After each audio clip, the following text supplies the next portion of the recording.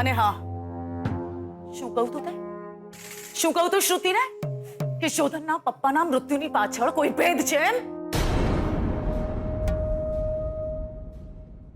Dare you!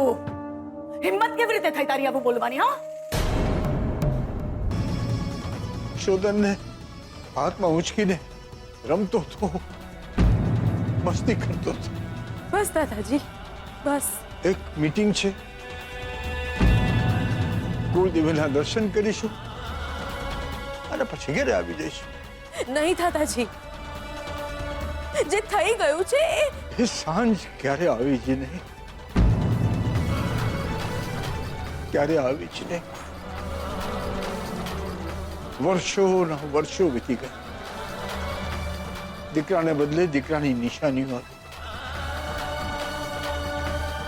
વીટી, chain અને કડું. આ નિશાનીઓને સહારે જિંદગી જીવાય. દાદાજી, જીવવું પડે છે ને. આ નિશાનીઓની સાથે જ જીવવું પડે છે. તો તમે જીવી લેજો દાદાજીની નિશાનીઓ સાથે.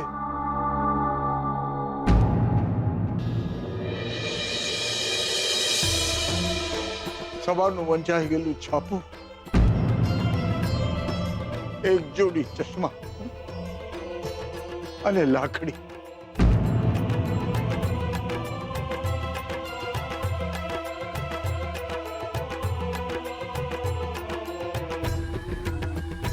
આપવો જ હોય તો મને મારો પ્રદ્યુમન પાછો આપો. ખોટા દિલાસા નહીં, દિલાસાથી દિવસ ગુજરે છે. ઉંમર નહીં, ઉંમર નહીં, ઉંમર નહીં, ઉંમર નહીં.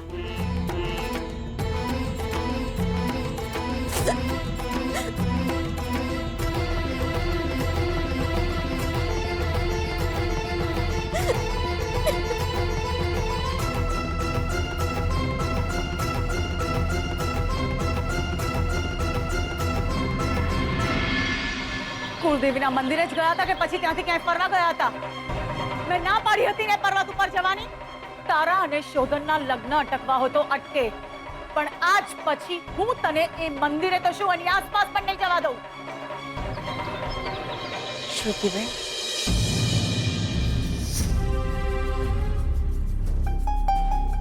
સ્વીટુ, ખબર નહીં પણ પહેલી વાર મમ્માએ મારા અને શોધાના લગ્ન ના થાય એવી વાત કરી છે. અને આટલો બધો ગુસ્સો પણ એને ક્યારે નથી કર્યો. ખબર નહીં પણ કેમ. મને એ નથી સમજાતું કે કુળદેવીના મંદિરે જવાની વાતે મમ્મા આટલી બધી કેમ અકળાઈ છે. કેમ કે એ મંદિર સાથે એમની ઘણી બધી યાદો જોડાયેલી છે. એટલે એ ત્રણેય જણા એકવાર કુળદેવીના દર્શને ગયા હતા. મમ્માની વાત કરે છે.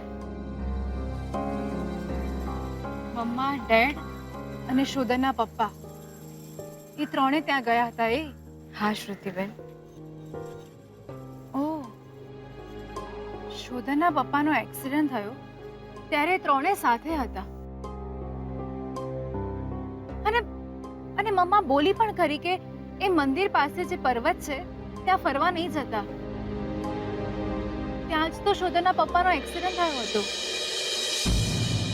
યા મમ્મા કદાચ એટલે જ ડિસ્ટર્બ હશે. ના શ્રુતિબેન, ઘણી એવી વાતો છે જે માત્ર એ જ જાણતા હોય, અને એટલે કદાચ એમણે તમારા પર આટલો બધો ગુસ્સો કર્યો. બીજી કઈ વાત? ઘણા વર્ષો પહેલા મમ્મા, ડેડ અને શોધનના પપ્પા ત્યાં ફરવા ગયા હતા અને ત્યાં જ શોધનના પપ્પાનો એક્સિડન્ટ થયો ને ત્યાં જ એ મૃત્યુ પામ્યા હતા. બીજી કઈ વાત હોઈ શકે? એ ત્રણે બહુ જ સારા ફ્રેન્ડ હતા. તો પછી એ ત્રણેયની ભાઈબંધી તૂટી કેમ ગઈ? પણ આ બધી વાતો તું કેવી રીતે જાણે છે? શ્રુતિબેન, વાત એ નથી કે હું આ બધી વાતો કેવી રીતે જાણું છું. વાત એ છે કે આજ સુધી આ બધી વાતો તમે કેમ નહોતા જાણતા?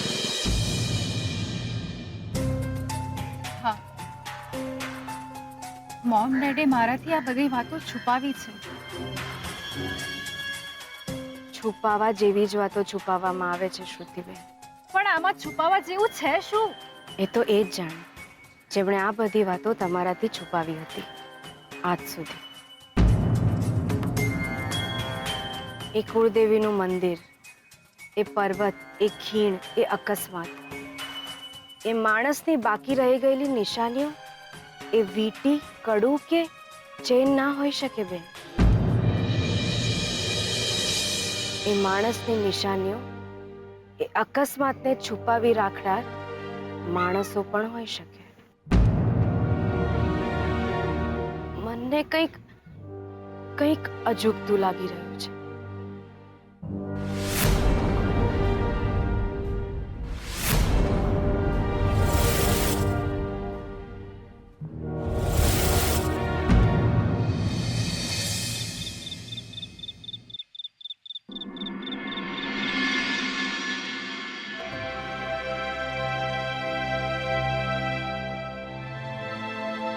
શ્રુતિ,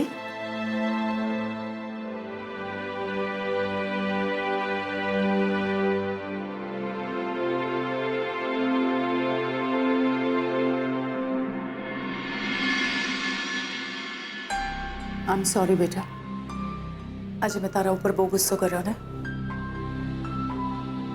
મમ્મા પ્લીઝ, ગુસ્સામાં પણ તું એવું ના બોલીશ કે મારા અને શોધના લગ્ન અટકી જાય.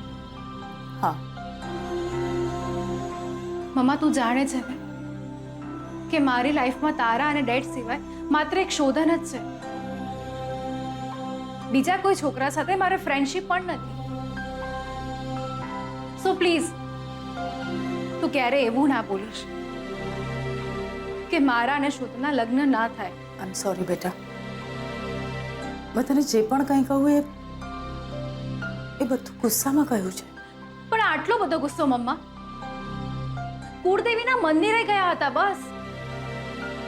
મમ્મા તે ક્યારે મારા પર શંકા નથી કરી અને ક્યારે આટલો બધો ગુસ્સો પણ નથી કર્યો. મમ્મા મેં ક્યારે તારો અને ડેડનો ભરોસો નથી તોડ્યો અને મને ક્યારે તમારા માટે કોઈ ફરિયાદ પણ નથી. પણ આજે તારો ગુસ્સો જોઈને મને એવું લાગે છે કે કંઈક તો વાત છે જે તમે મને નથી કહી રહ્યા. શેની વાત કરે છે તું?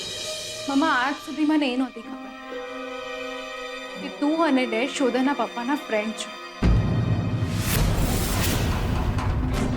અને મને એ પણ નથી ખબર કે તમારી ફ્રેન્ડશિપ તૂટી શા માટે ગઈ. કુળદેવીના દર્શને ગયા હતા એમાં આટલો બધો ગુસ્સો? મને મમ્મા એ નથી સમજાઈ રહ્યું કે જે પર્વત પર શોધાના પપ્પાનો એક્સિડન્ટ થયો હતો ત્યાં જવા માટે તું રોકે છે શા માટે? મમ્મા વાત શું છે? શું છુપાવી રહી છે ને શા માટે? યુ નો ના મમ્મા કે તારા અને ડેડ માટે હું આખી દુનિયા સામે લડી.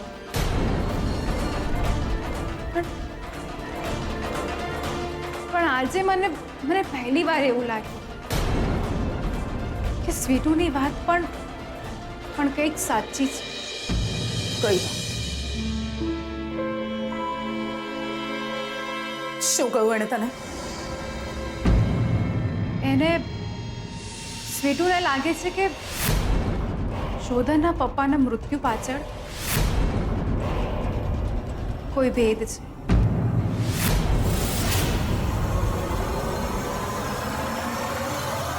શું કહ્યું? બીજું શું કહ્યું એ છોકરીએ તને? બોલ શ્રુતિ, શું કહ્યું એણે તને? કઈ નહીં મમ્મા, એને બસ એટલું જ કહ્યું કે જે રીતે શોધનના પપ્પાનું મૃત્યુ થયું છે એ વાત એને ખટકી રહી છે.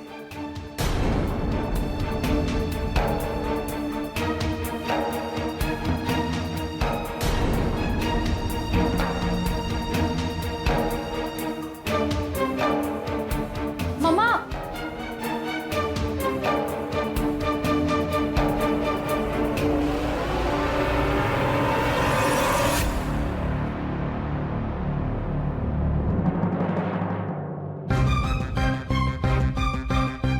બીજું શું કહ્યું એ છોકરીએ તને? બોલ શ્રુતિ, શું કહ્યું એને તને? સ્વીટુને લાગે છે કે શોધનના પપ્પાના મૃત્યુ પાછળ કોઈ ભેદ છે. મને મમ્મા એ નથી સમજાઈ રહ્યું કે જે પર્વત પર શોધનના પપ્પાનો એક્સિડન્ટ થયો હતો ત્યાં જવા માટે તું રોકે છે શા માટે?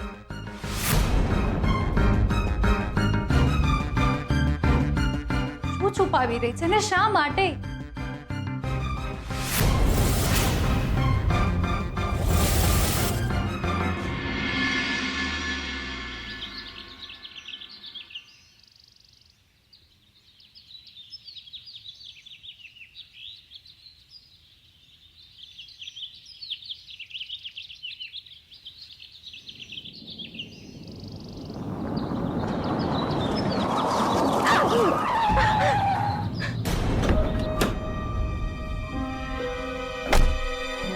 તમે તમે શું? ચૂપ! બેન મારી વાત તો સાંભળો. બેન આ શું કરો છો તમે? ચાલ બેસ ગાડીમાં. બેન મારી વાત સાંભળો બેન.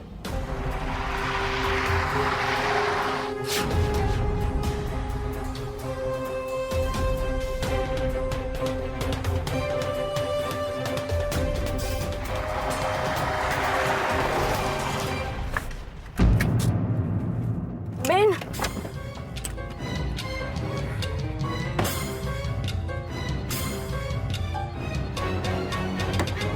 બેન ઉતાર.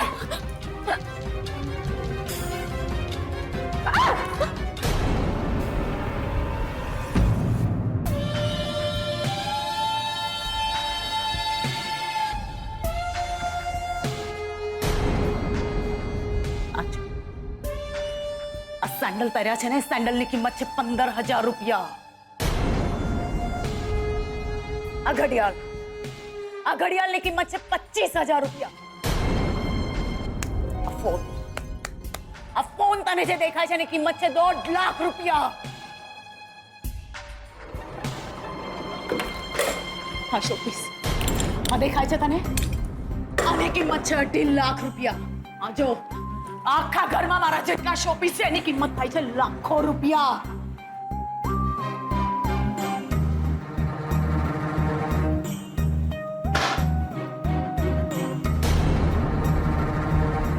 આ પર્સ દેખાય છે, આ પર્સની કિંમત છે 70,000 રૂપિયા.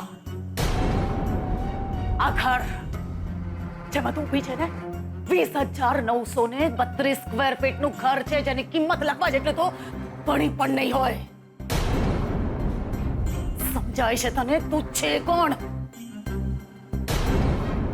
મહિને 5,500 નો પગાર. એ તારી કિંમત ગણો તો કિંમત અને તારી હેસિયત ગણો તો હેસિયત. બોલ તું છે કોણ? જી હું એ છું જેની સાથે વાત કરવા માટે હાથ પકડીને તમારી ગાડીમાં બેસાડીને તમારા ઘરે લઈ આવ્યા. લક્ષ્મી! થોડું ધીમેથી બોલ્યા હોત તો પણ મને મારું નામ સંભળાયું જ હોત બેન. હિંમત કેવી રીતે થઈ તારી મારા ઘરમાં, મારા પરિવારમાં દખલ દેવાની? આ ઘરમાં તું માત્ર કામવાળી હતી અને એ ઘરમાં પણ ઘરનું કામ કરનાર કામવાળી જ છે. મારા અંગત પરિવારમાં દખલ કેમ દે છે તું? કોણ મરી ગયું, ક્યાં મરી ગયું, કેવી રીતે મરી ગયું, તારે શું?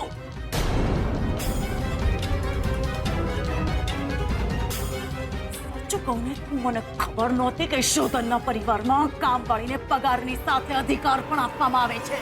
હું તો મારું કામ જ કરી રહી છું. શું છે મારું કામ? સફાઈ કરવી, રસોઈ બનાવવી અને ઘરવાળાઓની સંભાળ લેવી. એ જ તો કરી રહી છું હું. ઘરમાં વિઘ્નો આવે એને દૂર કરવા, એને પણ સફાઈ કરવી જ કહેવાય. કોઈ પણ મુસીબતમાં ઘરવાળાની સાથે રહેવું એને સાથ આપવો કહેવાય, સંભાળ લેવી કહેવાય।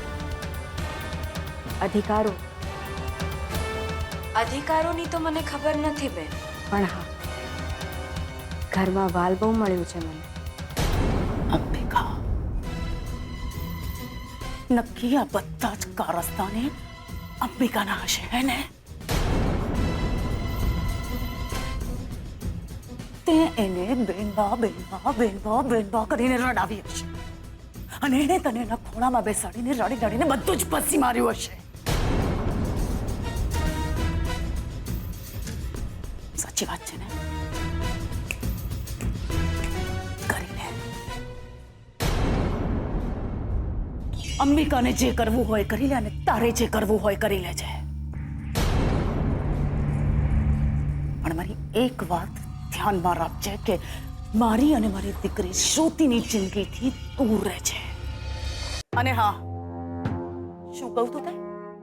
શું કહું તું શ્રુતિને કે શોધનના પપ્પાના મૃત્યુની પાછળ કોઈ ભેદ છે એમ? Dare you! હિંમત કેવી રીતે થઈ તારી આવું બોલવાની? હા,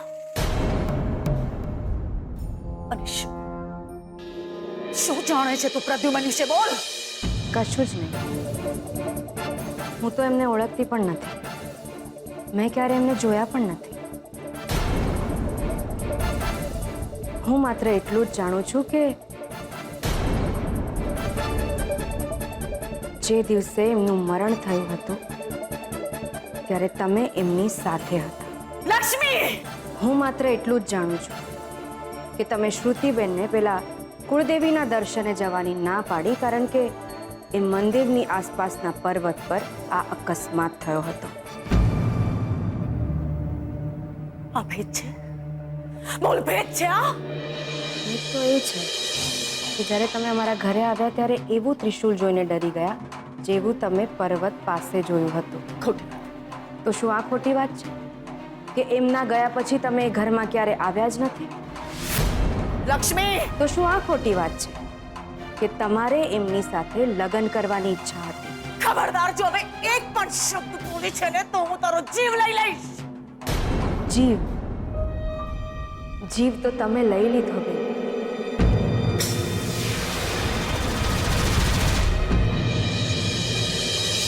લઈ લીધો। જરા આવો એ ઘરમાં ને જુઓ શું છે એ ઘરની હાલત।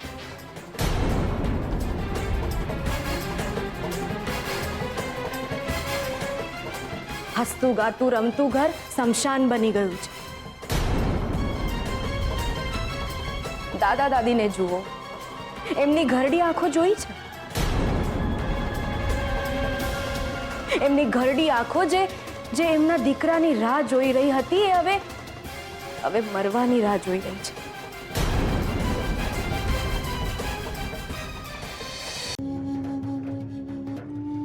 મારા બેનબા,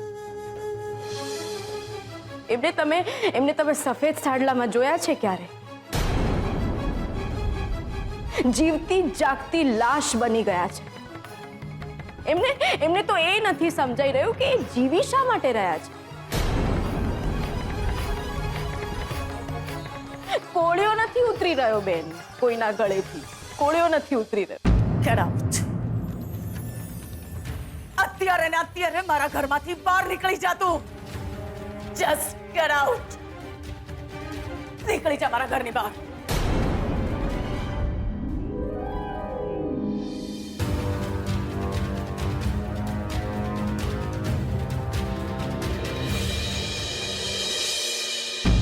તને શું લાગે છે અજય પડઘાઈ થયું છે એ બધા માટે હું જવાબદાર છું? નથી। જો તમે જવાબદાર નથી તો પછી તમે વીંટી ચોરી કેમ? તને શું લાગે છે હું ચોર કે ખૂની છું?